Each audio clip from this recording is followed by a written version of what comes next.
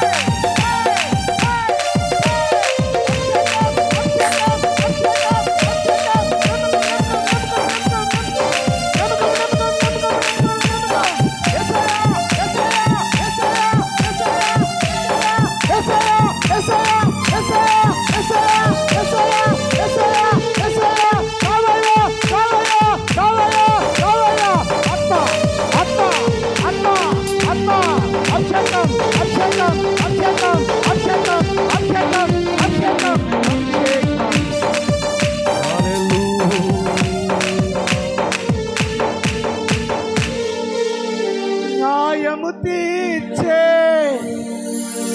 నీవు నాకుంటే,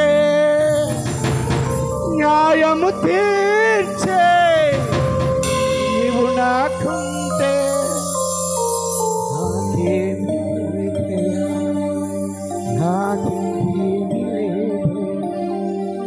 నమ్మకమైన దేవుడవై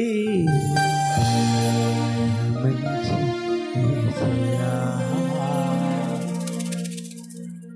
స్తోత్రం. మంచి సమయాన్ని ఇచ్చాడండి దేవుడు, మంచి సంఘాన్ని ఇచ్చాడండి దేవుడు. తన పని తాను చేసుకుంటూ పోతున్నాడండి, ఎక్కడ ఆగుతలేదండి దేవుడు. మీ స్తుతి నాకు కావాలి, మీ చప్పట్లు నాకు కావాలి, నీ ఆరాధన నాకు కావాలని దేవుడు ఎంత చక్కటి ప్రతికూల పరిస్థితులు, మందిరం చుట్టూ బురద, బయటికి రావడానికి ఖాళీ లేదు, కానీ దేవుడు ఇంతమందితో ఆరాధన చేయడానికి గొప్ప అవకాశం కల్పించాడు. హల్లెలూయా, హల్లెలూయా, హల్లెలూయా. అదే ఈ రెండు చేతులు పైకెత్తోసారి గట్టిగా దేవుని చప్పట్లు కొట్టండి.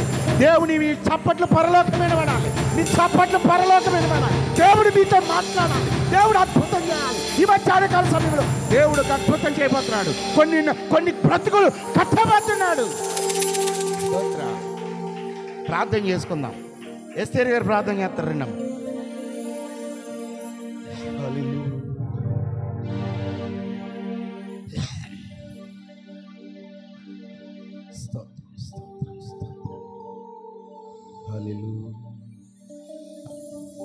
మహాపరిశుద్ధుడు మా ప్రియమైన ఘనమైన తండ్రి, నీ ఘనమైన శ్రేష్టమైన మన కొందనాలు చెల్లించుకుంటున్నాం. పరిశుద్ధాత్మ తండ్రి, నిన్న నేడు ఏకరీతిగా ఉన్న మా ప్రియ పరలోకపు తండ్రి, నిత్యుడగు దేవుడు, బలమైన దేవుడు నీవు ప్రభువా.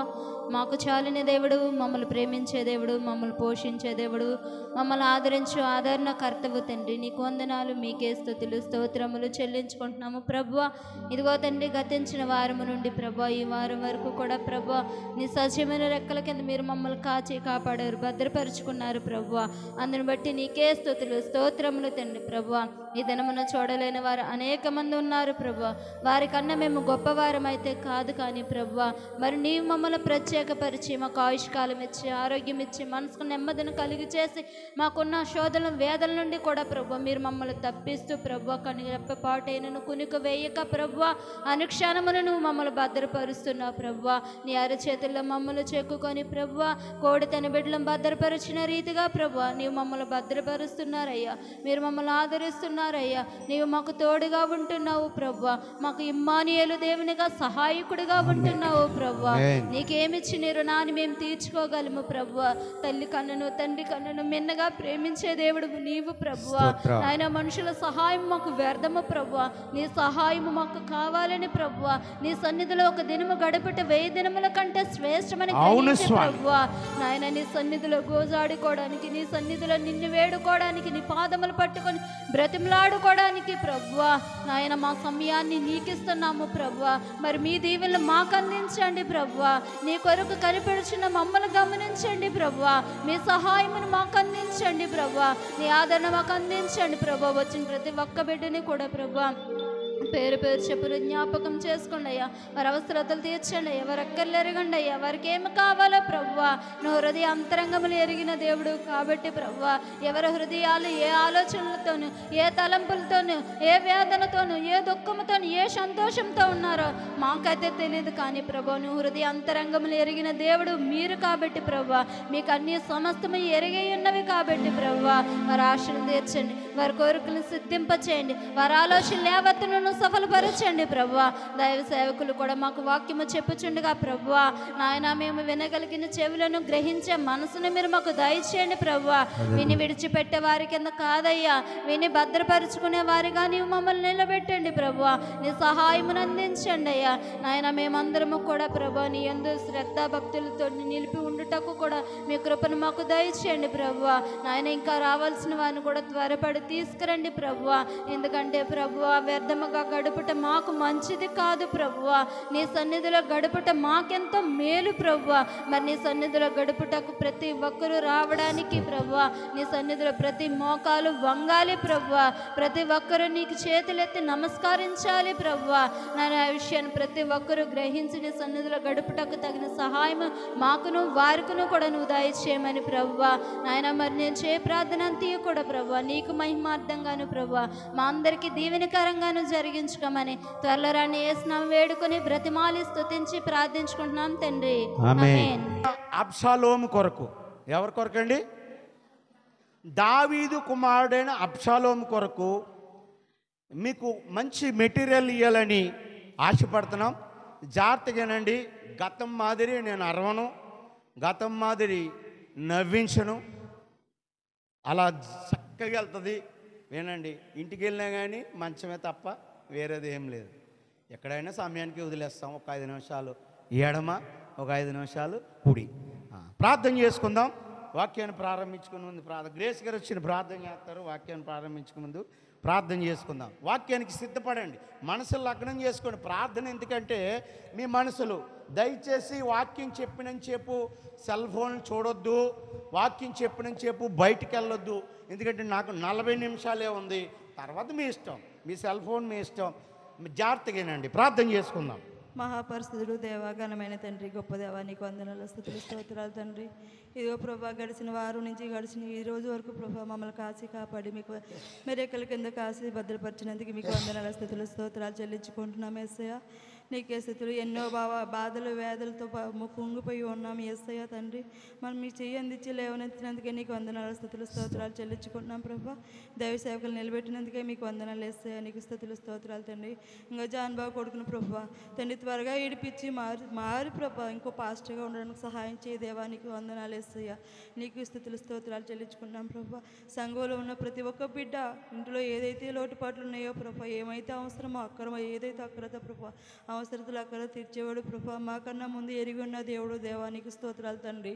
బిడ్డల్ని ఎంత మాత్రం పెంచుకుంటాం యేసయ్య, కానీ వాళ్ళ పరిస్థితులు వాళ్ళ చేతుల్లోకి వెళ్ళిపోతున్నాయి దేవా, నీకు వందనాలు ప్రభా. బిడ్డలను సరిగా మార్గంలో పెంచుకోవడానికి మనకు మంచి సహాయం బుద్ధిని దయచేయి ప్రభా, నీకు వందనాలు యేసయ్య. వాళ్ళ తిరగబడి ఒక మాట మాటలన్నా భరించే ఓపిక శక్తి సరిపోతలేదు ప్రభా. దేవానికి మా పరిస్థితులు మార్చి దేవానికి వందనాలు స్తుతులు స్తోత్రాలు తండ్రి. ప్రతి ఒక్క మీ కుటుంబంలో ప్రభా, ప్రతి ఒక్క యవనస్తుల్లో ప్రభా మీరు తీర్చిదిద్దని మీ వైభవతలతో మీ కాపుదలతో ప్రభా కాసి కాపాడు దేవానికి వందనాలు యేసయ్యానికి స్తోత్రం తండ్రి. మందిరంలో ప్రతి ఒక్క ప్రార్థన విని ప్రభా ప్రార్థన ప్రతిఫలం దయచే దేవానికి స్తోత్రం తండ్రి. ఆగో ప్రార్థనలో మీరు ఉన్నారు దేవా, గొప్పగా జరిగిన యేసయ్య, ప్రార్థనలో మీరు ఉన్నారు, ఆరాధనలో మీరు ఉన్నారు యేసయ్య, మీకు వందనాలు స్తుతులు స్తోత్రాలు తండ్రి. అలాగే ప్రభా వాక్యంలో మీరుండి వినగలిగే సేవలు గ్రహించే మనసు మాకు దయచేయి దేవా, నీకు స్తోత్రాలు దేవా, నీకు వందనాలు స్తుతులు స్తోత్రాలు తండ్రి. ఇదిగో ప్రభా మా పరిస్థితిని కూడా గుర్తు చేసుకో ప్రభా. నా బిడ్డ పుట్టినరోజు యేసయ్య, ఇప్పటికి 25 సంవత్సరాలు అవుతుంది, ఏ రోజు కూడా నేను ఇడిచిపెట్టలేదు దేవా. ఈరోజు నీ పక్కన లేకపోతే నాకు ఏది వ్యాధినికి ఉంది నీకు వందనాలు. ఆయనను వాళ్ళు సంతోషంగా ఉన్నారు, అదే నాకు చాలా వేసాయా, నీకు వందనాలు వేసేస్తుంది. ప్రతి ఒక్క బిడ్డని ప్రతి ఒక్క తల్లిని ప్రభా, ప్రతి ఒక్క తండ్రిని బాధ్యతతో కూడి ప్రభా ప్రేమతో కూడి ముందుకెళ్ళడానికి సహాయం చేయదేవా, నీకు వందనాలు స్తుతులు స్తోత్రాలు చెల్లించుకుంటూ నా వ్యాపారం అభివృద్ధి పరిచి ప్రభా, ఎవరికి పనులు లేవు ప్రభా, పనులు కూడా కల్పించి దేవా వాతావరణం మీ ఆధీనంలో తీసుకుని అందరూ కూడా చక్కగా సంతోషంగా ప్రతి ఒక్క కుటుంబం ఉండడానికి సహాయం చేసి ప్రభా, అందరూ ప్రభా నా దేవుడు గొప్పవాడని సాక్షిగా చెప్పుకోవడానికి సహాయం చేయమని చిన్న ప్రార్థన పాచని చేర్చుకుని ప్రార్థన ప్రతిఫలం దయచేయమని అడుగుతున్నాను. దేవుడు మన పట్ల ఒక అద్భుతం చేయాలని దేవుడు ఆశపడుతున్నాడు. అటు రీతిగా దేవుడు కొన్ని మాటలు మన మధ్య ఉంచాడు. ఎబ్రీల్ రాసిన పత్రిక 10వ అధ్యాయం 26వ వచనం నుంచి 36వ వచనం వరకు నేనే చెప్తాను, సమయం తక్కువ ఉంది కాబట్టి 7 మాటలు చెప్తాను ఇందులోంచి. అందులో ఒక మాట సెలెక్ట్ చేసుకుని అందులో 7 వ్యక్తులు చూపెడతాను. ఈరోజు కాదండి, చాలా రోజులు ఉన్నాయి. ఒక్కొక్క వ్యక్తి చరిత్ర ఒక్కొక్క వారం తీసుకుందాం. తర్వాత ఒక మాటలో 7, అలా 7 మాటల్లో 7 49. సంవత్సరానికి ఎన్ని వారాలు? 50 అంటే 3 వారాలు తక్కువ సంవత్సరానికి. అంటే ఈ లెక్కని సంవత్సరం మాట్లాడచ్చు ఈ ప్రసంగాన్ని. పౌలు గారు తన జీవిత పరిచర్యలో అద్భుతంగా కొన్ని సంఘాలు కట్టుకుంటూ వెళ్తూ ఉన్నారు. అలాగే ఎబ్రీ ప్రాంతంకి వచ్చినప్పుడు ఎబ్రీల్లో కూడా ఒక సంఘాన్ని కట్టాడు. మరి ఎబ్రీలు స్త్రీలు బైబిల్లో పాత నిబంధన గ్రంథంలో చాలా చురుకైన వారు. ఎవరండి? స్త్రీలు చురుకైన వారు అయితే భర్తలు కూడా పురుషులు కూడా అంతే, వాళ్ళు కూడా చురుగ్గానే ఉంటారు. ఎందుకంటే ఒక ఇల్లు ఆనందంగా ఉందంటే భార్య భర్తలు బాగుంటేనే ఆనందంగా ఉంటుంది, పిల్లలందరూ కలిసి ఉంటేనే ఆనందంగా ఉంటుంది. కాబట్టి ఎబ్రీ స్త్రీలు చురుకైన వారు కాబట్టి ఎబ్రీ పురుషులు కూడా ఎబ్రీ పిల్లలు కూడా చెప్పాలి. జెస్సీ నువ్వు అందిస్తే పరిగెడతాను, నేనేం ఇబ్బంది పడతలేదు, నేను చెప్పిన దానికి దాన్ని ఫార్వర్డ్ చేయండి. పిల్లలు కూడా చురుకైన వారు కాబట్టి ఈ ఎబ్రీ సంఘము పౌలు గారు కొత్త నిబంధన గ్రంథంలో అద్భుతంగా కట్టారు. కట్టిన ఎబ్రీ సంఘాన్ని కొంతమంది దైవజనులకు అప్పచెప్పి తన పరిచర్యలో ఆయన వెళ్ళిపోయిన తర్వాత ఆయన ఒక ఉత్తరం రాస్తున్నాడు ఎబ్రీ సంఘానికి. ఈ ఎబ్రీ సంఘం ఎలాగైపోయిందంటే ఒక దారుణమైన పరిస్థితికి వచ్చేసింది, దేవుని ధిక్కరించే పరిస్థితికి వచ్చేసింది, దేవుడు మాట పెడచెవిని పెట్టిన పరిస్థితికి వచ్చింది. అప్పుడు ఈ సంఘానికి పౌలు గారు ఒక హెచ్చరిక చేశారు. ఏం హెచ్చరిక చేశారంటే 26వ వచనం నుంచి 31వ వచనం వరకు 7 మాటలు చెప్తాను. అందులో మొట్టమొదటి 26వ వచనం చదవండి. మనము సత్యమును గూర్చి అనుభవ జ్ఞానం పొందిన తర్వాత బుద్ధిపూర్వకంగా పాపము చేసిన పాపమునకు బలి ఇక ఉండదు కానీ మొట్టమొదటి మాట జాగ్రత్తగానండి. ఏంటండి? హెబ్రీలు దేవుని నమ్ముకున్న బిడ్డలు. ఎలాగంటారండి హెబ్రీలు దేవునికి బిడ్డగా నమ్మాలంటే మళ్ళీ కనాను యాత్రకు పోవాలి. ఎవరు? హెబ్రీలు ఐగుప్తీలు కొట్టుకుంటే ఐగుప్తుని మోసే చంపేశాడు. తర్వాత హెబ్రీలు కొట్టుకుంటే హెబ్రీడు మోసేని గదమాయించాడా అని చెప్పినా నన్ను చంపేద్దామా అని. అర్థమవుతుందండి? అంటే హెబ్రీలు దేవుని పిల్లలు కదా. హెబ్రీలు దేవుని పిల్లలు. హెబ్రీలు అంటే ఇశ్రాయేలు, హెబ్రీలు అంటే యూదులు. ఇప్పుడు ఈ హెబ్రీలు వీళ్ళు ఏం చేస్తున్నారంటే ఒక సంఘ పరిచర్య అప్పచెప్పి మీరు రోజు పాటలు పాడండిరా, మీరు రోజు ప్రార్థన చేయండిరా, రోజు మీరు సంగీతం కొట్టండిరా, ప్రతి శుక్రవారం ఉపవాసం ఉండండిరా, ప్రతి బుధవారం సంఘం కొరకు అనేక మంది బిడ్డల కొరకు దేశం కొరకు ప్రార్థన చేయండి అంటే వీళ్ళు ఏం చేస్తున్నారు తెలుసండి? మొట్టమొదటి మాట బుద్ధిపూర్వకంగా పాపం చేస్తున్నారు. ఏం చేస్తున్నారటండి? బుద్ధిపూర్వకంగా. తెలియక పాపం చేస్తే దానికి శిక్ష ఉండదు, కానీ బుద్ధిపూర్వకంగా వీళ్ళు ఏం చేస్తున్నారంట? పాపం చేస్తున్నారంట. బుద్ధిపూర్వకంగా వీళ్ళు ఏం చేస్తున్నారు? పాపం చేస్తున్నారు. అంటే నా టాపిక్ ఈరోజు అబ్షాలోము కొరకు దీన్ని స్పీడ్గా తీసుకెళ్తాను, జాగ్రత్తగానండి. మొట్టమొదటి హెబ్రీలు బుద్ధిపూర్వకంగా పాపం చేస్తున్నారు. రెండోది 28వ వచనం చదవండి. ఎవడైనను మోసే ధర్మశాస్త్రమును నిరాకరించిన ఎడల, చాలండి, ఇంక కింద చాలా ఉంది, కానీ ఇశ్రాయేల్ ప్రజలు రెండోది ఏం చేస్తున్నారంటే హెబ్రీలు మోసే ధర్మశాస్త్రాన్ని ఏం చేస్తున్నారు? నిరాకరిస్తున్నారు. మనకి యేసుప్రభువు వారు చనిపోతూ ఆజ్ఞల్ని 10 ఆజ్ఞల్ని 2 ఆజ్ఞలుగా మార్చేశారు. ధర్మశాస్త్రము మనిషిని చంపేస్తుంది, దేవుని మాట యేసుప్రభువు వారి మాట మనిషిని బ్రతికిస్తుంది. అయితే ఈ ధర్మశాస్త్రాన్ని ఈరోజు కూడా ఇశ్రాయేల్ ప్రజలు వదిలిపెట్టలేదు. ఎందుకంటే ధర్మశాస్త్రంలో మనిషి స్వేచ్ఛగా బ్రతకడానికి కొన్ని అంశాలు ఉన్నాయి. ఏమున్నాయి? ధర్మశాస్త్రంలో మనిషి స్వేచ్ఛగా బ్రతకడానికి కొన్ని అంశాలు ఉన్నాయి. యేసుప్రభువు వారు వచ్చిన తర్వాత ఆ అంశాలన్నీ పోయినాయి. ధర్మశాస్త్రంలో ఒక స్త్రీతో వ్యభిచారం చేస్తే పాపం కదండి, కానీ యేసుప్రభువు వారు వచ్చిన తర్వాత ఒక స్త్రీని మోహపు చూపు చూస్తే యేసుప్రభువు పెట్టిన విషయాలు తట్టుకోలేని విధంగా ఉన్నాయి. ఎలా ఉన్నాయి? యేసుప్రభువు పెట్టిన విషయాలు తట్టుకోలేని విధంగా ఉన్నాయి. పాత నిబంధన గ్రంథంలో కోడో కుక్కనో మేకనో వస్తే పరలోకం వెళ్ళిపోతారు పాపం చేసిన తర్వాత. కొత్త నిబంధన గ్రంథంలో ఆయన యందు మారు మనసు పొందాలి, ఆయన యందు పాపక్షమాపణ పొందాలి, ఆయనలో బాప్తిసం తీసుకోవాలి. ఇప్పుడంతా రివర్సల్ అండి. ముందు బాప్తిసం, తర్వాత మారు మనసు, తర్వాత పాపక్షమాపణ. ఆ రెండు ఉంటే లేకపోతే లేదు. మొట్టమొదటి అయితే మాత్రం ఖచ్చితంగా ఉంటుంది. వెనక నుంచి ఫాలో అవుతున్నారు ప్రజలు. యేసుప్రభువు వారికి 3 పాటించాలి. నోరు తెరిచి అబద్ధం చెప్పకూడదు, ఎదుటోని 10 రూపాయలు మోసం చేయకూడదు. ఏం చేయకూడదని? 10 రూపాయలు మోసం చేయకూడదు. మొన్న సుబ్బారావు వాళ్ళ అక్కకి టైల్స్ కొన్నాం పిఠాపురం. ఆ పరిస్థితుల్లో నాయుడు గారు, నేను, ఆ ఓనర్ వెళ్ళి టిఫిన్ తిన్నాం పక్కన. టిఫిన్ తిన్న తర్వాత ఎంత అయిందమ్మా అంటే, ఏం తిన్నారు చెప్పండి అన్నారు. టక చెప్పేస్తే 85 రూపాయలు అయింది, ఇచ్చేయండి అన్నారు. 85 రూపాయలు ఇచ్చేసి 10 అడుగులు ఎదరికి వెళ్ళిన తర్వాత నేను 2 బజ్జీ తిన్నాను చెప్పడం మర్చిపోయాను. ఏం మర్చిపోయాను? మళ్ళీ నేను వెనక్కి వచ్చి, అమ్మ 2 బజ్జీలు తక్కువ చెప్పాను, దానికి ఎంత అంటే 15 రూపాయలు ఈ బావన్నారు. 15 రూపాయలు ఆవిడకి ఇచ్చేసాను. నేను తిరిగి ఇక్కడికి వచ్చాను. వచ్చేటప్పుడు ఆ కుర్రోడు అంటున్నాడు, ఆవిడ లెక్క అయిపోయింది కదా, 15 రూపాయలు చెప్పకపోతే నీకు వచ్చిన నష్టమేంటి? నష్టమే రా బాబా, అక్కడ 15 ఇంటూ ఇంచుమించు 100 వేసుకున్న 1500 లాగేస్తాడు దేవుడు. ఆల్రెడీ సెల్ ఫోన్ పోయింది, ఏం లాగేస్తాడు? 1500 లాగేస్తాడు దేవుడు. ఆ 15 రూపాయల మాటకమే. కొత్త నిబంధన గ్రంథంలో ఉన్న నిబంధనలు చేయలేకపోతున్నాం. పాత నిబంధన గ్రంథంలో ధర్మశాస్త్రాన్ని ఇంకా అనుసరిస్తూ దాన్ని కూడా నిరాకరిస్తున్నారంటే ఎవరో? హెబ్రీలు. ఏం చేస్తున్నారు? దాన్ని కూడా నిరాకరిస్తున్నారట. 3వ మాట చూసుకుందాం. 29వ వచనం. ఇట్లుండగా దేవుని కుమారుని పాదములను తొక్కేస్తున్నారు. దేవుని కుమారుడు పాదములు అంటే దేవుని కుమారుడు ఎవరు చెప్పాలి? దేవుని కుమారుడు ఎవరు? యేసుప్రభువారే. నేను అనుకుంటున్నారా? మీరు అనుకుంటున్నారా? మీరు క్రీస్తు ప్రభు కుమారులు. దేవుని కుమారుడు ఎవరు? యేసుప్రభు వారి యొక్క పాదములు తొక్కేస్తారు. ఎందుకంటే వీళ్ళకి ధర్మశాస్త్రం కావాలి. ఎవరికి? హెబ్రీలు. వీళ్ళకి ఏం కావాలా? ధర్మశాస్త్రం కావాలా. ఇక్కడ యేసుప్రభు వారి రూల్స్ తట్టుకోలేకపోతుంది. ఆ రూల్స్ మనకు వచ్చి పడ్డాయి. ఆ ధర్మశాస్త్ర కాలంలో ఉన్నాలా? ఒక ఎకరం భూమి అమ్మేసి 100 గొర్రెలను బలి అర్పించేసి పరలోకం పోదు.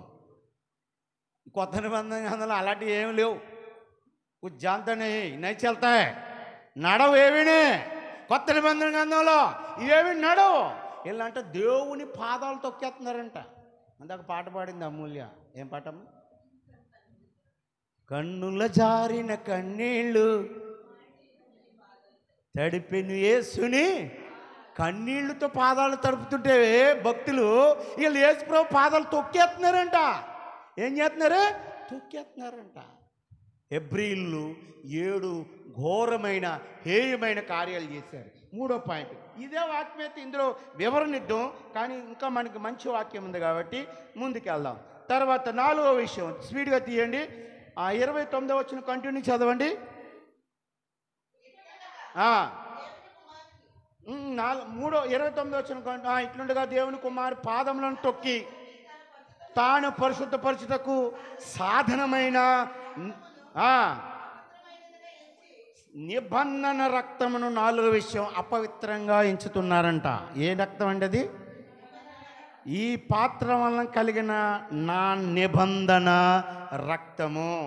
దీనిలోనికి తాగునప్పుడల్లా నన్ను జ్ఞాపకం చేసుకొనుడి. ఎవడు అయోగ్యముగా ఈ రక్తము తాగునో వాడు శాపగ్రస్తుడగును. హల్లెలూయా. యేసుప్రభు నిబంధన రక్తం కూడా ఏం చేస్తున్నారు? వాళ్ళు అపవిత్రం చేస్తున్నారట. ఏం చేస్తున్నారండి అంటే వాళ్ళ రక్తాన్ని అపవిత్రం చేయడం లేదు. యేసుప్రభు పని చెప్పిన పనులు వాళ్ళు ఏం చేస్తున్నారు? చేయడం లేదు. దేవుడు ఏమన్నాడు? మీరు నన్ను ఆరాధించేవారు ఆత్మతోనూ సత్యంతోనూ ఆరాధించండి. ఈ రొట్టె తిని ఈ రక్తం తాగి నాలా బ్రతకండి దేవుడు చెప్తే ఆ రొట్టె తింటారు, అపవిత్రం చేస్తారు. ఆ పాత్రలో తాగుతారు, అపవిత్రం చేస్తారు. దానికి విలువే ఎవరు? ఎవరిలో? హెబ్రీలు. ఎవరిలో? దేవుని జనాంగం. ఎవరిలో? అబ్రహాము కుమారులు. 7 హేయమైన కార్యాలు చేశారు. 4 అది చెప్పాను మీకు. 5వ కార్యంలోనికి నేను వస్తాను. దాని కంటిన్యూగా చదవండి అమ్మా. అపవిత్రంగా ఎంచి కృపకు మూలమగు ఆత్మను తిరస్కరించారంట. ఏం చేశారంటే ఆత్మను ఈ మాట చెప్పేటప్పుడు యేసుప్రభు ఉన్నారు ఇక్కడ భూమి మీద లేరు. ఆయన ఏం చెప్పాడు? నేను పైకి వెళ్ళిపోతున్నాను, నేను ఎలాగెళ్ళాను మళ్ళీ అలాగే తిరిగి వస్తాను, అంతవరకు మీకు ఎవరిని కాపలా పెడతాను? ఆదరణకర్త అయిన పరిశుద్ధాత్మని మీకు నేను కాపలా పెడతాను. మీ పని ఏంటంటే సర్వలోకములకు వెళ్ళి సర్వజనులను మరి నా శిష్యులుగా చేయుడి, సువార్త చెప్పమన్నాడు. సువార్త చేయవాని పాదములు ఎంతో సుందరములను కూడా నీకు గొప్ప భాగ్యాన్ని ఇచ్చాడు. ఇప్పుడు ఈ ప్రజలందరూ ఏం చేస్తున్నారంటే పరిశుద్ధాత్మను ఏం చేస్తున్నారండి? తిరస్కరిస్తున్నారు. అపోస్తుల కార్యాలు 3వ అధ్యాయంలో మీరు తీయొద్దు. 120 మంది ఏక మనసు కలిగి మేడగది మీద ప్రార్థన చేసినప్పుడు పరిశుద్ధాత్ముడు ఆకాశము నుంచి ఉరుములు మెరుపులతో ఆ మేడగది అనుభవంలోనికి వచ్చి అన్య భాషలతో మాట్లాడారట. ఏం మాట్లాడారు? అన్య భాషలతో మాట్లాడి దేవా నీకు స్తోత్రం, హల్లెలూయా, స్తుతి అంటే పరిశుద్ధాత్ముడు. అప్పుడు వరకు యేసుప్రభు చనిపోయారు. యేసుప్రభుతో తిరుగులోని అందరూ అల్లిపోతున్నారు. ఇదిగో మనకు అన్నం పెట్టేవాడు యేసు లేడు, మనకు జ్వరం వస్తే తగ్గించే యేసు లేడు, మనల్ని ఎవరైనా పట్టుకుంటే విడిపించే యేసు లేడు, కాళ్ళు చేతులు లేవు దాన్ని స్వస్థపరిచే యేసు లేడు. అల్లిపోతుంటే అల్లిపోయిన ప్రజల్ని ఆ రోజు 120 మందిని యాక మనసు కలిగి అందులో యేసుప్రభు తల్లి కూడా ఉంది, కన్యమరియ కూడా ఉంది, పేతురు ఉన్నాడు, యోహాను ఉన్నాడు, ఆంద్రేయ ఉన్నాడు, ఇలా శిష్యులందరూ కూడా ఉన్నారు. అక్కడ యాక మనసు కలిగి ప్రార్థన చేసి ఆత్మను కిందకి రప్పిస్తే అండి నా ఆరాధన కూడా చాలామంది పేర్లు ట్రోల్స్ చేస్తున్నారండి. నన్ను నేను ఏం చేస్తున్నానండి? మిమ్మల్ని కొడుతున్నానా? కచ్చిబులెట్టి కొడుతున్నానా? చీపురులెట్టి కొడుతున్నానా? ఈ బూత్ జల్లుతున్నానా? మీ మీద ఏమైనా వచ్చేసింది ఇగో నా కాళ్ళ మీద పడిపో దొరలేని చేస్తున్నానా? నా బలిపీఠం నాదే, నా మైక్ నాదే, దేవుడు నాకు ఆత్మ ప్రేరేపణ ఇచ్చాడు, నేను హల్లెలూయా స్తోత్రం మహిమ అంతకంటే నేనేం చెప్పను. నా ఆత్మీయ బిడ్డలు, అద్భుతమైన సంగీతంలో నేను పరవశించిపోతాను. నా దేవుణ్ణి మాత్రమే నేను చూస్తాను. దానికి ఒక బ్రహ్మానందం ఫోటో పెడతారు, ఓహో అలాగా. దానికి ఒక శుభలేఖ సుధాకర్ ఫోటో పెడతారు, ఓహో ఇలాగా. దీనికి ఒక కళ్ళు చిదంబరం ఫోటో పెడతారు. పనికిమాలి వేసాలు. చేతనైతే ఆరాధన చేయండి, చేతనైతే మోకాలేదు. ఏ రోజు మోకాలేడు అనుభవం లేని పిచ్చి జనం. ఇక్కడ దేవుడు ఏం చెప్తున్నాడు? ఆత్మ కలిగి, యాక మనసు ఆత్మ కలిగి. చేతిలో సెల్ ఉంది కదండి, ట్రోల్ చేయడం కాదు. చేతనైతే మోకరించు. 30-40 మందిని సంఘానికి 100 మంది వద్దండి, 20 మంది సంఘాన్ని మందిరానికి తీసుకెళ్ళండి చాలా అని చెప్తున్నాను. బుర్ర పిచ్చెక్కిపోతుంది. గంటల తరబడి రావాలి ప్రభా పాస్టర్ గారు, నేను ఇంటికాడ మంచం మీద ఇదిగోండి, ఎవరు వస్తున్నారో ఎవరు రావట్లేదో అటెండెన్స్ రాసుకుని వచ్చిన వాళ్ళందరికీ రౌండ్ అప్ చేసుకుని పెట్టుకున్నాను. ఇది నా మనసు.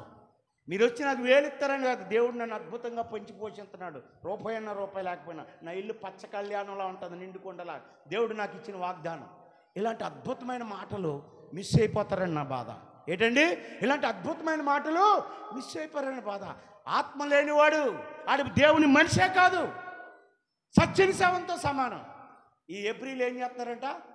ఆత్మను తిరస్కరించేస్తున్నారంట. వీళ్ళకి దేవుడు అవసరం లేదు. నాకు యెహోవా కావాలా, ఆ ధర్మశాస్త్రం మంచిదే, కానీ వారి కాలాల ప్రకారం పాత నిబంధన గ్రంథంలో యెహోవా ఏలుబడి చేశాడు. కొత్త నిబంధన వచ్చిన యేసుప్రభు తన డ్యూటీ తను చేశారు. ఇప్పుడు డ్యూటీ పరిశుద్ధాత్ముడు చేస్తున్నాడు, ఆత్మ చేస్తుంది. ఈ ఆత్మ వాళ్ళకి ఎవరికంట? వాళ్ళకి అవసరంలే. 5వ విషయంలోకి వద్దాం. 5వ విషయం అయిపోయినట్టు 6వ విషయంలోకి వద్దాం. 30వ వచనం, పగ తీర్చుట నా పని, నేనే ప్రతిఫలమిత్తునని చెప్పుదురు. సంఘములో పగలు తీరుస్తున్నారంట. ఏంటండి? సంఘంలో పగలు పెంచుకుంటున్నారు. ఇంట్లో పెంచుకుంటే వరలే, ఇంటి పక్కన వాడితో పెంచుకుంటే వరలే. ఆ పోలీస్ స్టేషన్ వరకు వెళ్తే అవసరం తిరిగి వచ్చేస్తాయి. ఇంట్లో పెంచుకుంటే 4 రోజులు పెళ్ళం మొగుడితో మాట్లాడుతూ, మొగుడు పెళ్ళంతో మాట్లాడు పర్లే. పిల్లలతో పెంచుకుంటే 1 వారం రోజులు తల్లిదండ్రులతో మాట్లాడు పర్వాలే. కానీ సంఘంలో పగలు పెంచుకున్నారనుకో, సంఘమే పాడైపోద్ది. ఏమైపోద్ది? సంఘమే పాడైపోద్ది. సంఘములో సహోదర ప్రేమ కలిగి ఉండాలి, సంఘంలో ఐక్యత కలిగి ఉండాలి. సంఘము యూనిటీ. పలానా సంఘం ఎంత ఐక్యతగా ఉంటుందిరా, అలా ఉండాలి. సంఘంలో ఏం పెంచుకోకూడదు? పగలు పెంచుకోకూడదు. 7వ విషయం, 7 హేయమైన కార్యాలు చెప్పారు. 7వ విషయం ముందుకు వెళ్ళిపోదాం. 30వ వచనంలో 2వ లైన్ చదవండి. ప్రభు తన ప్రజలకు తీర్పు తీర్చిననియు చెప్పిన వానిని ఎరుగుదుము కదా, జీవము గల దేవుని చేతిలో పడుట భయంకరము. హల్లెలూయా. తీర్పు తీర్చేస్తున్నారంటే హెబ్రీ ప్రజలు. పలానా జెస్సీ మంచిది కాదు, చర్చికి రానివద్దు, తీర్పు తీర్చేస్తున్నారు. పలానా అమూల్యం మంచిది కాదు, ఆమెను అసలు కలవద్దు, తీర్పు తీర్చేస్తాను. పాస్టర్ గారు ఏం పాస్టర్ గారండి, ఎల్లుడికి ఆయన చదువుతాడు, తీర్పు తీర్చేస్తున్నాడు. ఆయనకు వాక్యం చెప్పడం వచ్చండి, వీడికి చెప్పరా? చెప్పండి, మైక్ ఇస్తా, అర్థగంట మెసేజ్ చెప్పండి. మీరే యూట్యూబ్లో చూసేవాళ్ళు. ఆయన ఇక్కడ నిలబడాలంటే కింద నుంచి కాళ్ళు షవరింగ్ వచ్చేస్తాయి. అర్థమవుతుందండి? ఎవరికి వాక్యం చెప్పడం రాదు, తీర్పుది. వీడు తెలియని దొంగతనాలు ఎన్నో చేసేస్తాడు. వీడు ఆడు దొంగ అని చెప్తాడు, తీర్పు తీర్చేస్తాడు. వీడు ప్రజలందరినీ మోసం చేసుకుంటూ వచ్చేస్తాడు. ఇంటి పక్క వాడిని, ఇంట్లో వాడిని, సంఘంలో నేను ఎవరు మోసగాడా అని వస్తాడు.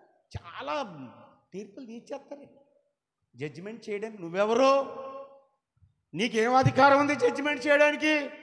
ఆ మాటలు చెప్పి నేను ఎదురుకెళ్తాను. ఇక్కడ 7 మాటలు మాట్లాడాం కదా, 7 హేయమైన కార్యాలు ఏమేమినాయి? టక్ టక్ టక్ టక్ చెప్పాలి స్పీడ్గా.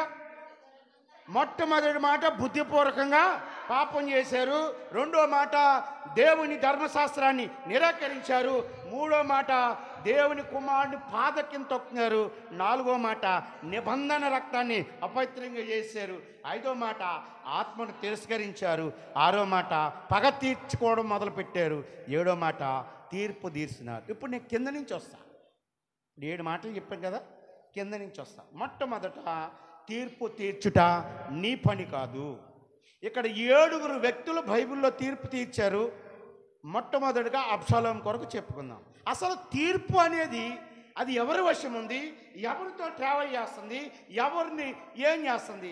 నువ్వు తీర్పు తీర్చావనుకో నీ మీదకి ఏమొస్తుందో నాకు రెఫరెన్స్లు స్పీడ్గా తీయండి. నా టైం కూడా పావు గంట కూడా లేదు, ముందుకెళ్తాను. అలాగని నేనేం ముగించను, నా వాక్యం అయ్యాకే నేను ముగిస్తాను. ఇబ్బంది వాక్యమేనండి. హల్లెలూయా, హల్లెలూయా, సంతోషం.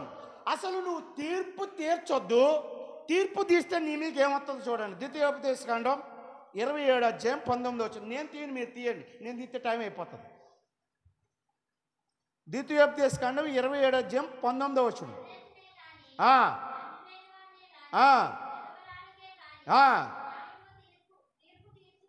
న్యాయము తీర్పు తీర్చువాడు శాపగ్రస్తుడని. చాలండి. ఎవరికి తీర్పు తీస్తే? పరదేశులకి, తండ్రి లేని వారికి, విధవరాళ్ళకి. మనం ఏం చేయకూడదంట? ఒకవేళ తీర్చేవనుకో నువ్వేమైపోతావు? శాపగ్రస్తుడు అయిపోతావు. మనకు అవసరమా? నీ బ్రతికేదో నీకు ఇచ్చాడుగా దేవుడు, నా బ్రతికేదో నాకు ఇచ్చాడుగా దేవుడు. పక్కడి కోసం మనకు అవసరమా? చేతనైతే పక్కింటోడు ఆకలితో ఉన్నాడు అనుకో, పిలిచి బోబెట్టు. కష్టంలో ఉన్నాడు అనుకో, అమ్మ నేనైనా సాయపడగలనా అని ఒక మాట చెప్పు. ఇబ్బందిలో ఉన్నాడు అనుకో, నీ దగ్గర 100 రూపాయలు ఉన్నాయనుకో, అమ్మ నా దగ్గర 100 రూపాయలు ఉన్నాయి, నా కుటుంబానికి 80 రూపాయలు అవసరం, 20 రూపాయలు కావాలంటే నీకు ఇస్తానని సహాయం చేయి. అంతే. తండ్రి లేని వారి కొరకు దేవుడు ఎంత ప్రయాసపడతాడు, విధవరాలను ఎంత ప్రయాసపడతాడు. విధవరాల పక్షాన దేవుడు ఏం చేస్తాడట? వ్యాజ్యం ఆడతాడట. అంటే గొడవ ఆడతాడు నీతోటి. ఎవరి విధవరాలు డబ్బులు దెబ్బేయడో, ఎవరు విధవరాల మీద నిందలేయడో, ఎవరు విధవరాలని అసహ్యంగా చూస్తున్నాడో ఆవిడ తరపున అమ్మ నువ్వు తలుపేసుకుని లోన కూర్చో, నేను వెళ్ళి గొడవ ఆడతానంటాడు దేవుడు. ఏమాడతాడండి? నువ్వు గొళ్ళు వేసుకుని లోన కూర్చో, అది ఎవడతాడు రాని నేను చూసుకుంటానంటాడు దేవుడు. ఇలాగ అంటాడు దేవుడు. బైబిల్లో ఉన్న లేఖనం అదే. విధవరాల పక్షమున నేను. వ్యాజ్యం అంటే మన భాషలో యాజ్యం అనేది గ్రాంధికం, గొడవ అనేది ప్రామాణికం. జాగ్రత్తగానండి. బైబిల్ అంతా గ్రాంధికం, మన మాటలు ప్రామాణికం. వ్యాజ్యం అనేది గ్రాంధికం, దేవుడు చెప్పాడు. గొడవ అనేది ప్రామాణికం, మానవులు మనం పాటిస్తూ ఉంటాం. మీరు తీర్పు తీర్చొద్దు. తీర్పు తీస్తే మీరు ఏమైపోతారు? అసలు తీర్పు ఎవరు తీర్చాలో చూడండి. తర్వాత వచనం చూడండి. తీర్పు ఎవరు తీర్చాలో మత్తయి రాసిన సువార్త 7వ అధ్యాయం 11వ వచనం తీయండి. తీర్పు ఎవరు తీర్చాలో చూడండి. స్పీడ్గా తీయాలి. మత్తయి 7:1. మీరు చెడ్డవారేండి, అదే మీరు తీర్పు మీరు తీర్పు తీర్చకుడి, అప్పుడు మిమ్మల్ని బట్టి తీర్పు తీర్చబడదు.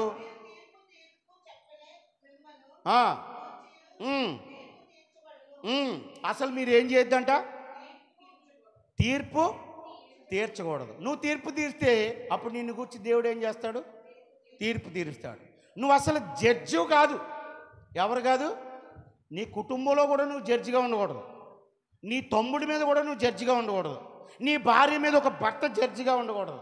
అసలు నువ్వు జడ్జే కాదు. జడ్జి అంటే ఎవరంటే కోర్టులో ఆర్డర్ని కొట్టేవాడు కాదు జడ్జి. ఆడి మాట చెల్లుబాటు చేసుకునేవాడు వాళ్ళందరూ జడ్జిలే. అందులో నేను ఒకడిని. నా మాట నెగ్గాలని చూస్తాను, ఇంట్లో నెగ్గాలని చూస్తాను, ఇదిలో నెగ్గాలని చూస్తాను, సంఘంలో నెగ్గాలని చూస్తాను, నా మాటే నెగ్గాలని చూస్తాను. కానీ నెగ్గాలని చూస్తాను, కానీ నేను దేవుని పనిలోనే అలా చేస్తాను. వ్యక్తిగతంగా నేను ఎవరికి తీర్పు తీర్చలేను, తీర్చకూడదు కూడా. నేను ఎవరికైనా తీర్పు తీర్చాను అనుకో, నేనేమైపోతాను? నాకు దేవుడు తీర్పు తీరుస్తాడు, నాకు శాపగ్రస్త అవుతాడు. తీర్పు తీర్చే అధికారం ఎవరికి ఉందో ప్రభువైన యేసయ్యకు మాత్రమే అధికారం ఉంది. ఆయన కూడా ఒప్పుకోవట్లేదండి. నాకు తీర్పు తీర్చే అధికారం ఉంది కానీ నేను ఒప్పుకోవట్లేదు. యోహాను రాసిన సువార్త 12వ అధ్యాయము 47-48. ఎక్కువ రెఫరెన్స్లు ఉంటాయి, కొద్దిగా రాసుకోండి, స్పీడ్గా చదవండి తల్లి. ఇంకా అబ్షాలోం కాడికి రాలేదు. యోహాను రాసిన సువార్త 12వ అధ్యాయం 47-48.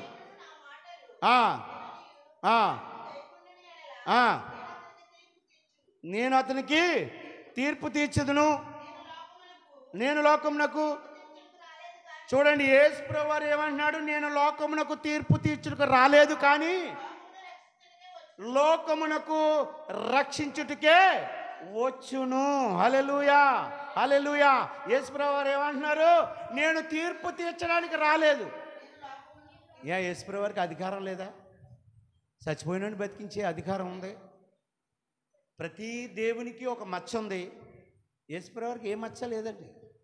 భార్య లేదు, ఎవరిని బైబిల్లో తిట్టినట్లేదు, ఎవరిని కొట్టినట్లేదు, సొంతంగా డబ్బులు పోగేసుకున్నట్లేదు, BMW కారు మీద వెళ్ళినట్లేదు, తన కొరకు ఏం బతికినట్లేదు, ప్రజల కొరకే బ్రతికాడు. ప్రజలు ఆకలి వల్ల ఉంటే ఆ రొట్టె 5 రొట్టెలు 2 చిన్న చేపలతో 1000 మందికి ఆహారం పెట్టాడు. మరి తీర్పు తీర్చే అధికారం కూడా ఉంటుంది కదా ఆయనకి. నేను తీర్పు తీర్చడానికి ఈ లోకంలోకి రాలేదు, కానీ లోకమును రక్షించుటకు నేను వచ్చి తిని. అయితే తీర్పు తీర్చే అధికారం యేసుప్రభువారు ఎవరికి ఇచ్చారు చూడండి. యోహాను రాసిన పత్రిక 5వ అధ్యాయము 27వ వచనం చదవండి. 5:27 ఎదరికి వచ్చేయండి. ఇందాక మీరు 12:47 చదివారు. ఆయన మనిషి కుమారుడుకు తీర్పు తీర్చుటకు తండ్రి అధికారము అనుగ్రహించాడు. హల్లెలూయా, హల్లెలూయా. ఇప్పుడు యేసుప్రభువారికి తీర్పు తీర్చే అధికారం ఉన్నదా లేదా? చెప్పాలి. మనిషి కుమారుడు అంటే యేసుప్రభువారు, తండ్రి అంటే యెహోవా దేవుడు. తండ్రి ఎవరికి ఇచ్చాడు అధికారం? కుమారుడికి ఇచ్చాడు. తీర్పు తీర్చే అధికారం ఎవరికి ఇచ్చాడు? కుమారుడికి ఇచ్చాడు. ఎవరికి ఇచ్చాడు? కుమారుడికి ఇచ్చాడు. ఇప్పుడు యేసుప్రభువారికి అధికారం ఉన్నదా లేదా? ఇప్పుడు యేసుప్రభువారు ఏమంటున్నారు? నేను తీర్పు తీర్చుటకు ఈ లోకానికి రాలేదు, కానీ లోకమును రక్షించుటకు. హల్లెలూయా, ప్రైజ్ లార్డ్ చెప్పండి అందరూ. హల్లెలూయా, ఆమేన్ చెప్పండి అందరూ. 2 చేతులు ఉన్న వాళ్ళు గట్టిగా ఆమేన్ చెప్పండి. ఆమేన్. లోకమునకు రక్షించుటకు నేను వచ్చాను.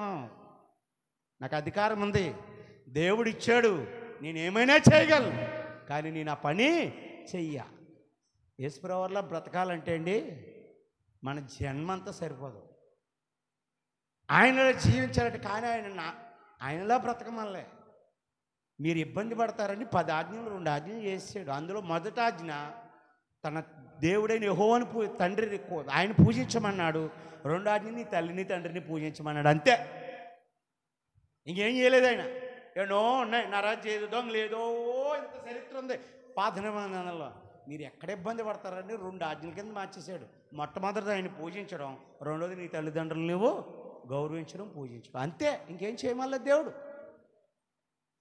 మూడోది నిన్ను వల్లే నీ పొరుగువారిని, అందులోనే వచ్చేస్తుంది కంటిన్యూషన్గా, నిన్ను వల్లే నీ పొరుగువారిని ప్రేమించమన్నాడు. అంతే. డబ్బులు తెమ్మన్నాడు మందిరానికి. నీ బంగారాల నగలో నేను ఇక్కడ కచ్చిపు వేసేస్తాను, ఇందులో కచ్చిపులు వేసిన దేవుడు మిమ్మల్ని ఆస్వాదించేస్తాను అన్నాడా? లేదండి, సింపుల్పై వేసాడు యేసుప్రభువు. తీర్పు తీర్చే అధికారం నాకుంది, కానీ నేను తీర్పు తీర్చాను. ఇంకా చాలా రెఫరెన్స్లు ఉన్నాయి, కానీ ముందుకు వచ్చేస్తాను ఎందుకంటే సమయం లేదు. ఆ తీర్పులో ఆత్మ ఎలా ఉంది, ఆత్మ పట్ల దేవుని ఉద్దేశం ఎలా ఉంది, చాలా ఉన్నాయి, కానీ ముందుకు వచ్చేస్తాను. ఇప్పుడంట అసలు విషయానికి వస్తాను. ఇంతవరకు నేను ఏం చేశానంటే, ఏప్రిల్ రాసిన పత్రికలో ఏప్రిల్ 7 ఏయమైన పనులు చేశాను. అందులో చాలా పనులు ఉన్నాయి. అందులో ఆఖరిది తీర్పు. ఈ తీర్పు తీర్స్తే ఎలా ఉంటుందో ఒక వ్యక్తి కోసం మీకు చెప్పాను. అబ్షాలోము. ఎవరి కోసం అండి? ఒకే అధ్యాయము మీరు పట్టుకోండి, అది మీకు తెరిచిపెట్టుకోండి. 2 సమూయేలు రాసిన గ్రంథం 15వ అధ్యాయం 4వ వచనం. నేను ఎక్కడికి బయటకి అక్కడికి ఇక్కడికి వెళ్ళిపోను, 10 నిమిషాల్లో తేల్చేస్తాను. సమయం దగ్గర పడింది కాబట్టి మీకు అర్థమయ్యే రీతిలో 10 నిమిషాల్లో తేల్చేస్తాను. అబ్షాలోము కోసం. అబ్షాలోము అనగా, జాగ్రత్తగానండి అమ్మ, మాట్లాడొద్దు. రే రిక్కి ఏం చేస్తున్నారా? ఫోన్ పక్కన పెట్టు, పక్కన బైబిలా ఫోన్ అది, సారీ క్షమించైతే. అబ్షాలోము అనగా సమాధానానికి తండ్రి అంట. ఏంటండి? అబ్షాలోము అనగా సమాధానానికి తండ్రి. ఎవరు? అబ్షాలోము. అబ్రహాం అనగా అది నేను క్వశ్చన్ వేసానంటే ఆన్సర్ అక్కడే ఉంటుంది. అర్థమవుతుందండి? నేను ఎక్కడో క్వశ్చన్ వేసాను. నేను బ్రతికిన సంవత్సరాలు యాకోబు 130 సంవత్సరాలు, నేను జీవించిన కాలం కొంతకాలమే అని ఉంటుంది. ఎంతండి? కొంతకాలం. ఎన్ని సంవత్సరాలు బ్రతికాడు ఆయన? అది ఆన్సర్ అక్కడే ఉంటుంది. 130 కాదు, కొంచెం ఎదరికి వెళ్తే ఇంకెన్ని సంవత్సరాలు బ్రతికాడో ఎదరు ఉంటుంది. ఇంకొక 27 సంవత్సరాలు బ్రతికి ఎంతండి? ఆయన నేను జీవించిన సంవత్సరాలు 130. ఈ మాట ఎవరు అడుగుతున్నారు? రాజు అడుగుతున్నాడు. నువ్వు ఎన్ని సంవత్సరాలు బ్రతికావు? ఆయన బ్రతికే ఉన్నాడు కదా. అబ్బాయి నేను 130 సంవత్సరాలు జీవించాను, కానీ నేను యాత్ర చేసిన మార్గంలో చాలా తక్కువ, అంటే సుఖ సంతోషాలతో ఉన్నాయి. మరి బ్రతికున్నవాడిని చంపిస్తే మనకు బాగుంటుందండి. యాకోబే సమాధానం చెప్తున్నాడు రాజుకి. తర్వాత యాకోబు చాలా సంవత్సరాలు బతికాడు. తర్వాత నీకు యాకోబు చరిత్రలో 35 అధ్యాయాలు ఉంటాయి. తర్వాత ఇంటికి వెళ్ళాక చదువుకోండి. నేను తీయించాలంటే తీస్తాను, కానీ అది నా సబ్జెక్ట్ కాదు ఇప్పుడు. అర్థమవుతుందండి. ఇలాగ ఆన్సర్ అక్కడే ఉంటుంది. ఎక్కడ ఉంటుంది? అక్కడే ఉంటుంది. అబ్షాలోము. అసలు అబ్షాలోము అంటే ఎవరు? దావీదుకి ఇష్టమైన కుమారుడు. ఎవరండి? దావీదుకి ఇష్టమైన కుమారుడు, తెల్లనివాడు, అందగాడు, ఎత్తరైన మనిషి, మంచి జుట్టు ఉన్నవాడు. కానీ వీడి సమాధానానికి పేరు పెట్టుకున్నాడు కానండి, వీడి జీవితం అంతా అసమాధానాలే. ఈ బ్రతికంత దుర్మార్గమైన బ్రతికే. ఇప్పుడు ఈయనలో నేను 7 హేయమైన కార్యాలు చూపెడతాను. ఇందాక ఎబ్రిల్లో 7 హేయమైన కార్యాలు చూపించాను. అందులో ఈయన 7 హేయమైన కార్యాలు. అసలు ఈయన ఉద్దేశం ఏంటో జాగ్రత్తగానండి. ఈయన ఉద్దేశం ఏ ఉద్దేశం కలిగి ఉన్నాడో వచ్చాడండి. 1 సమూయేలు 2 సమూయేలు 15:4 వచ్చింది కదండి. నేను ఈ దేశమునకు నా అధిపతిని ఉండుట ఎంత మేలు. అప్పుడు వ్యాజ్యమాడువారు నా యొద్దకు వత్తురు, నేను వారికి న్యాయము తీర్చుదును. చాలండి. అబ్షాలోము దావీదు కుమారుడు. దావీదు ఇంకా చక్రవర్తిగానే పైన ఉన్నాడు. ఎక్కడున్నాడండి? ఇంకా చక్రవర్తిగానే దావీదు పైన ఉన్నాడు. దావీదు కుర్చీ వదిలిపెట్టలేదు. దావీదు రాజుగా ఉన్నాడు. దావీదు ప్రజలను పరిపాలిస్తున్నాడు. ఇప్పుడు వాళ్ళ నాన్న రాజమందిరానికి వెళ్తున్నాడు. దావీదుని చూస్తున్నాడు. దావీదు సింహాసనం మీద కాలు వేసుకుని కూర్చున్నాడు. వస్తున్నారు, అయ్యా మా అబ్బాయి నన్ను మోసం చేసాడండి. అరే చేసేవా? చేయలేదండి. సాక్ష్యం తీసుకెళ్ళి చేసాడండి. వీటికి శిక్ష చేసేస్తున్నాడు దావీదు. అంటే ఇప్పుడు దావీదు తీర్పరగా ఉన్నాడు. దావీదు న్యాయవంతుడై ఉన్నాడు. దావీదు నీతిమంతుడై ఉన్నాడు. దావీదు దేవుని హృదయానుసారుడై ఉన్నాడు. ఆ నాన్న చూసంట ఈ యొక్క అబ్షాలోముకి ఒక దుర్బుద్ధి పుట్టింది. ఏం పుట్టింది? ఒక దుర్బుద్ధి పుట్టింది.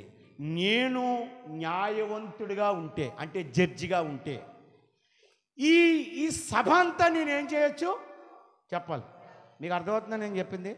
స్లోగా ఎందుకు చెప్తున్నానంటే మీకు అర్థమవుతుంది. కొన్ని పాయింట్లన్నా మీకు అర్థమవుతుంది అవుతున్నాను. ఈ సభ అంతా నేనేం చేయొచ్చు న్యాయం. మీకు అర్థమయ్యేలా చెప్పాలంటే, మేము కింద కూర్చో ఏం కూర్చుంటాం, ఆ పైన నుంచుని వాకింగ్ చెప్తే నా మాట అందరూ వింటారు కదా. మీకు ఆశ పుట్టచ్చు ఎవరో ఒకరు. ఇప్పుడు మీకు ఎవరికి పుట్టలేదులేండి, ఎవరో ఒకరు పుట్టచ్చు. నేను అనుకునేవాడిని కుమారపురం చర్చిలో పాస్టర్ గారు వాకింగ్ చెప్తా ఉంటే ఆ భాగ్యం నాకు ఎప్పుడు కలుగుతుంది అనుకునేవాడిని. ఆ స్థానం నేను కోరుకోలే. ఆ భాగ్యం నాకు ఎప్పుడు కలుగుతుంది అనుకునేవాడిని. ఇంకోటి అనుకునేవాడిని, ఇవాళ ఈయన అన్నవరం పోతే బాగున్నాను, ఈ కామరాజపేట పోతే బాగున్నాను. ఆ వాకింగ్ చెప్పే అవకాశం నాకు వస్తుంది ఆ రోజు. ఆయన ఉంటాడుగా, ఆ భాగ్యం కోరుకోకూడదు.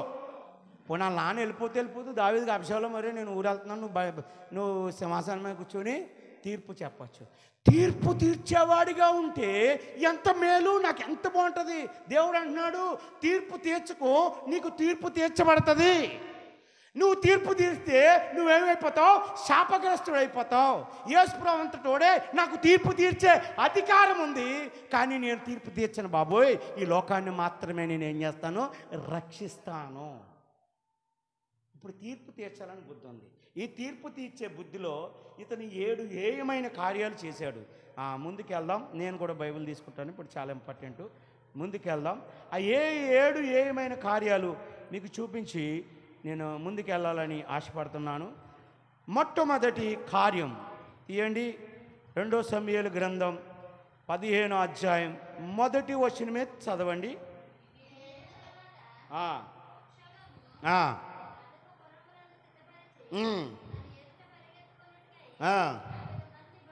50 మంది బంటులను ఏర్పరచుకొను చాలండి. ఇప్పుడు అబ్షాలోము, నేను నా తండ్రిలా తీర్పు తీర్చాలనుకుంటున్నాను. ఇప్పుడు రాజకీయం మొదలుపెట్టాడు. రాజకీయం మొదలుపెట్టినాడు ఊరుకుంటాడా? పని మొదలుపెట్టాడు. పని మొదలుపెట్టి ఒక 50 మందిని బ్యాచ్ని ఏర్పాటు చేసుకున్నాడు. వీళ్ళంతా ఏ బ్యాచ్ అంటే జిందాబాద్ బ్యాచ్. ఏ బ్యాచ్? జిందాబాద్ బ్యాచ్. అబ్షాలోం జిందాబాద్, అబ్షాలోం జిందాబాద్. దావీదు రాజ్యాన్ని జయించుకొచ్చినా సరే అబ్షాలోం జిందాబాద్. చాలామంది ఏం చేస్తారంటే కష్టపడింది ఒకడో, ఫలితం పొందేది ఒకడో. ఏం చేస్తాడు, లాస్ట్ మినిట్లో వచ్చేసి వాళ్ళతో జాయిన్ అయిపోతాడు. అప్పటి వరకు దాక్కుంటాడే, పరిగెడతాడు, పారిపోతాడు. లాస్ట్ వరకు వచ్చి ఏం చేస్తాడు, వాళ్ళ మధ్యలో ఏం చేస్తాడు, జై జై. అప్పటి వరకు అంటాడు, వాళ్ళ జోలికి వెళ్ళొద్దురా, వాళ్ళతో మనం పొట్లాడలేమురా, వాళ్ళని మనం ఎదుర్కోలేమురా, వాళ్ళతో మనం పోటీ పడలేమురా అంటాడే. సరే సావోరేవో, అందులో ఇద్దరు మనుషులు తెగించి వెళ్ళి పోరాడతారు, విజయం సాధించారు. వీళ్ళు ఇక్కడ ఇంకా విజయంలోనే ఉంటారు. ఆడు పరిగెత్తుకుని పోతాడు ఇంటికి. అమ్మాయి మనోళ్ళు నెగ్గేశారు, దాంట్లో నాదే ప్రధాన పాత్ర. ఎవరిదే? వీడు వెళ్ళలేదు. ఈ 50 మంది ఎవరంటే దావీదును పడగొట్టడానికి 50 మంది బ్యాచ్ని రెడీ చేసుకున్నాడండి. మొట్టమొదటి చేసిన స్టార్టింగ్ పని ఏంటంటే అబ్షాలోము 7 ఏయమైన పనుల్లో 50 మంది. మొట్టమొదటి విషయం ఏంటంటే వీళ్ళు 50 మంది బ్యాచ్ని రెడీ చేసుకున్నారంట. చలి ఆడుతుంది, నాకైతే 70 ఎక్కుతుంది, కానీ మీకు చలి ఆడుతుంది. రెండో పాయింట్లోనికి వచ్చేస్తాను. రెండో వచనం చదవండి. ఉదయం లేచి బయలుదేరి పట్టణం యొక్క గుమ్మం మార్గమందు ఒక తట్టు నిలిచి రాజు తీర్పునందుడికే వ్యాజ్యమారవారు వచ్చిండగా కనిపెట్టి వాడిని పిలిచి, నువ్వు ఏ ఊరు వాడువని అడుగుచుండేను. ఇక్కడ మీకు ఏమర్థమైందో తెలియదు, కానీ ఓ మాటలో చెప్పాలంటే వీడు పని పాట లేనోడు. ఎవడండి వీడు? పని పాట లేనోడు. పొద్దునే లేచిపోతాడు.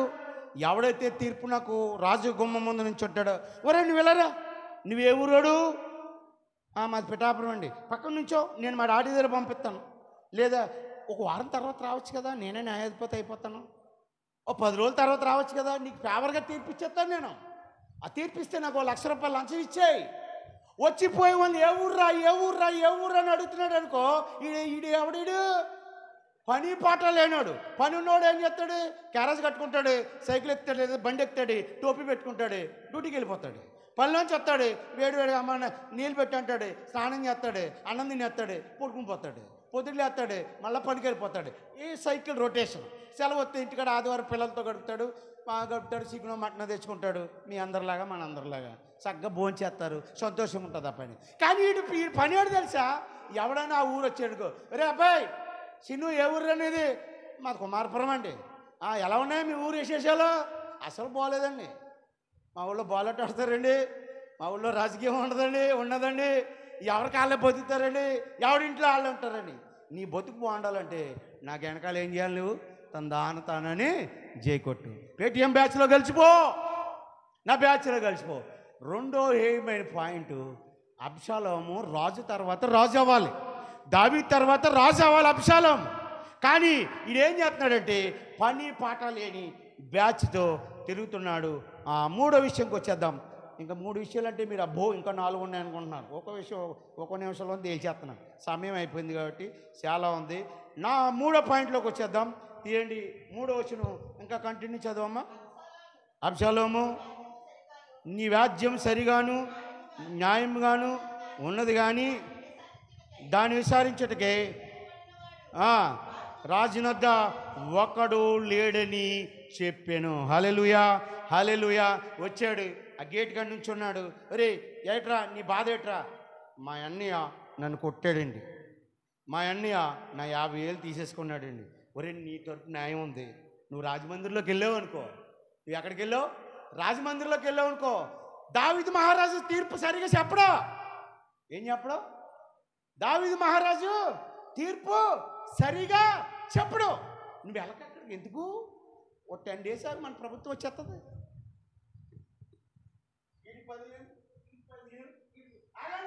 మన ప్రభుత్వం వచ్చేస్తుంది, ఒకటి తీసుకుంటారే మన ప్రభుత్వం వచ్చేస్తుంది. ఒక 10 రోజులు ఆగండి, మన ప్రభుత్వం వచ్చేస్తుంది. లేని మాటలు చెప్పే పనికి మాల రాజు ఎవరండి? లేని మాటలు చెప్పే. దావీదు మంచోడు కదండి, దావీదు చక్కగా తీర్పు తెచ్చాడండి. దావీదు పాలనలో ప్రజలు సురక్షితంగా లేరండి. ఎంత మంచిగా ఉన్నారండి. ప్రజల కొరకే బతికాడండి. ఎవరు? యాబేషు వారి కోసం బతికాడండి. ఫిలిప్పీల్లో కూడా బలహీనలు ఉంటే వాళ్ళ కోసం బతికాడండి. ఆ యోనాతాను కుమారుడు మెఫీబోషెత్ కోసం బ్రతికాడండి. ప్రజల కొరకే బ్రతికాడండి దావీదు. మన అందరికి వెళ్ళొద్దాడు సరిగా నేను. హల్లెలూయా హల్లెలూయా. ఈ మాటలో చాలా చాలా గూఢార్థం ఉందండి. మన శుక్రవారం వాకింగ్ చెప్తుంటే 125వ కీర్తనలో ఆఖరిలో మాట ఉంటుంది. 3 బ్యాచ్లు వచ్చాయండి ఒక్క మాటలో. వంకర త్రోవ బ్యాచ్, పాపుల బ్యాచ్, ఇశ్రాయేల్ విశ్వాసుల బ్యాచ్. ఒకే మాటలో 165వ కీర్తన ఆఖరి వచనంలో 3 గుంపులు వచ్చాయి. ఆయాలు నేను ఆశ్చర్యపోయాను వాకింగ్ చెప్పేటప్పుడు. అప్పటికప్పుడే స్ట్రైక్ అయింది. వంకర త్రోవల మనుషులు, పాపం చేయు మనుషులు, ఇశ్రాయేల్ మీద సమాధానం ఉండుగాక అంటే దేవుని మనుషులు. 3 బ్యాచ్లు ఒకే మాటలో 3 వారాలు చెప్పొచ్చు ప్రసంగం. ఇక్కడ ఈ మాటలో కూడా చాలా మంచి గూఢార్థం దాగుంది.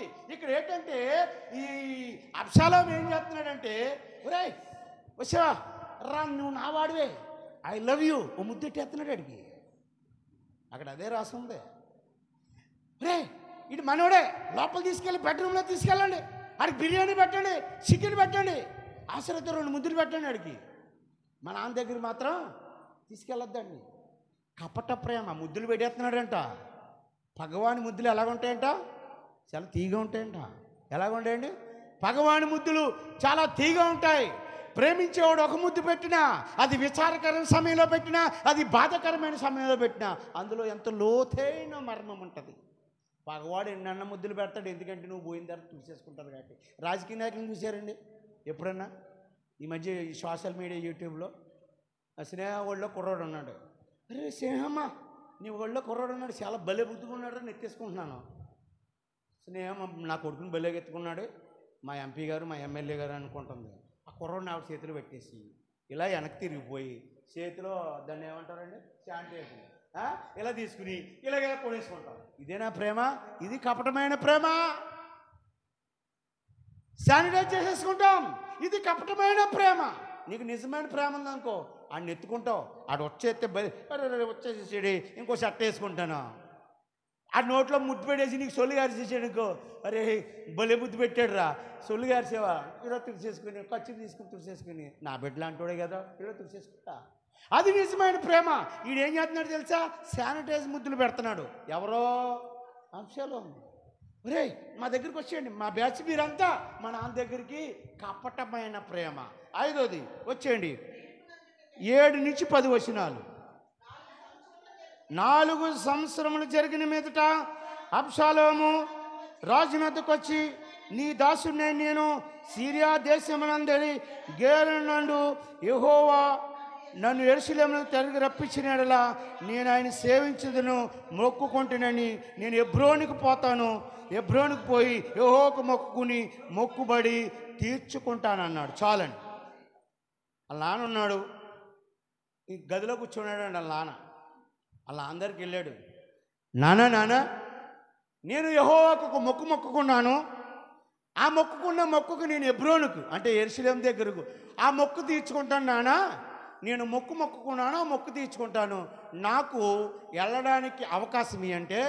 మరి రాజకుమారుడు కదండి, ఇప్పుడు సీఎం చంద్రబాబు నాయుడు గారికి ఎంత సెక్యూరిటీ ఉందో వాళ్ళ అబ్బాయికి కూడా అంతే సెక్యూరిటీ ఉంటుంది, వాళ్ళ ఆవిడకి కూడా అంతే సెక్యూరిటీ ఉంటుంది, వాళ్ళ కోళ్ళకు కూడా అంతే సెక్యూరిటీ ఉంటుంది, వాళ్ళ మనోడు కూడా అంతే సెక్యూరిటీ. ఎందుకంటే ఇతను విఐపి పర్సన్. ఎవరు?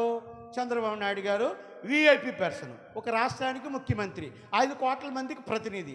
ఆయనకి ఎంత సెక్యూరిటీ ఇచ్చారో వాళ్ళ కుటుంబానికి కూడా అంతే సెక్యూరిటీ ఇవ్వాలి. నీ దావీదు అన్నాడు, అరే బాబు నువ్వు బయటికి వెళ్ళకు, నాకు చాలామంది విరోధులు ఉన్నారు, నువ్వు కూడా మంచి సెక్యూరిటీని తీసుకుని వెళ్ళు, మంచి సెక్యూరిటీని తీసుకుని వెళ్ళని చాలా సెక్యూరిటీ, పరివారం, రథాలు అన్నీ ఇచ్చేసాడండి.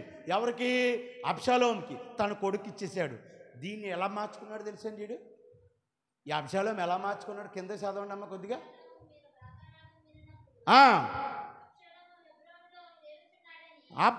మీరు బాకానాది విన్నప్పుడు అబ్షాలోము హెబ్రోన్లో ఏలుచున్నాడని కేకలు వేడి చెప్పుటికే ఇశ్రాయేలు గోత్రములన్నిటినీ వేగులు వారిని పంపుడి. హల్లెలూయా.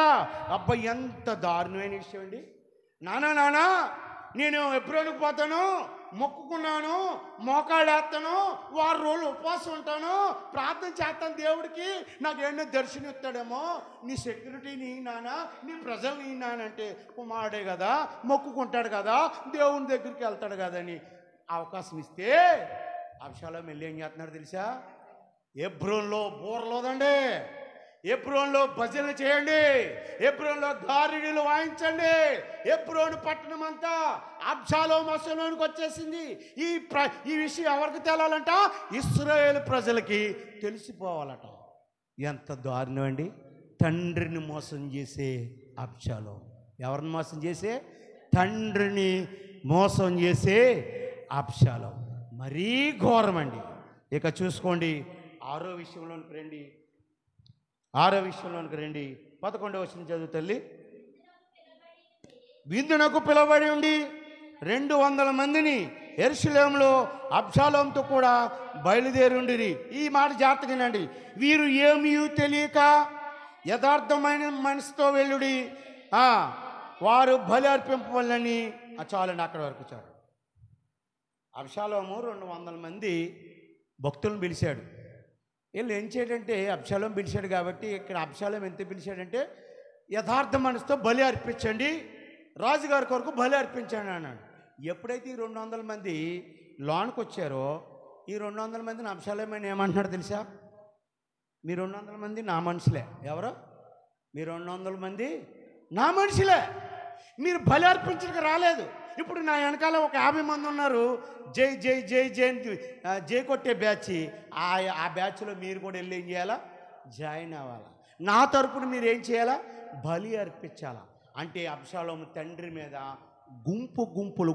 గుంపులుగా బ్యాచ్ని తయారు చేస్తున్నాడు. హేయమైన పని. హేయమైన పని ఏంటంటే, తండ్రి మీదే గుంపులుగా బ్యాచ్లుగా తయారు చేస్తున్నాడు. దీనికి చాలా వివరణ ఉంది, టైం కూడా చాలా ఓవర్ అయింది. ఆఖరి మాట చెప్పి దేవుని వాక్యాన్ని ముగించుకుందాం. గంట పైబడి వచ్చింది వాక్యం. సబ్జెక్ట్ అలాంటిది. ఆఖరి వచనం చదువుకుందాం. చదవండి. 11వ వచనం చదవండి, 12వ వచనం చదవండి. మరియు బలి అర్పింపవలనని ఉండి అబ్షాలోము గిలోనీడైన అహీతోపేలును దావీదు యొక్క మంత్రిని గీను అను ఊర్లో నుండి పిలిపించి ఉండెను. ఇక్కడ మిషన్. అహీతోపేలు మంత్రి ఎవరండి? అహీతోపేలు దావీదు క్యాబినెట్లో